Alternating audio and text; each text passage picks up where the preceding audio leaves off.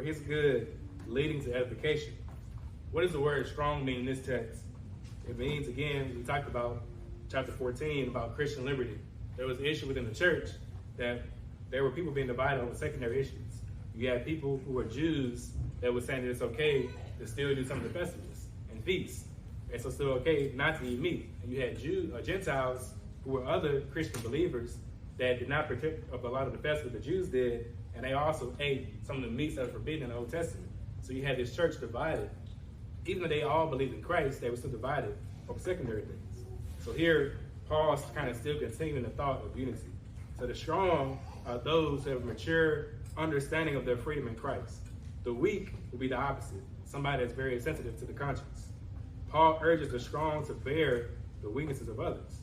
Again, as a Christian, do you do that as well in your own life? As a church, do we bear the weaknesses of others within the body that may have strong sensitivities? Or is it self-priority in your own life? Is it self-priority in your own life? The goal is edification. The goal is for all of us to grow in God. But if we're so concerned with our own hearts and our own priority, we miss out on the harmony and the beauty of God's plan. And again, this reflects selfless love. I think Greg read it this morning for congregational worship, Philippians 2. You guys remember in that text, Christ is God. We know that. Christ is God. He also is a man.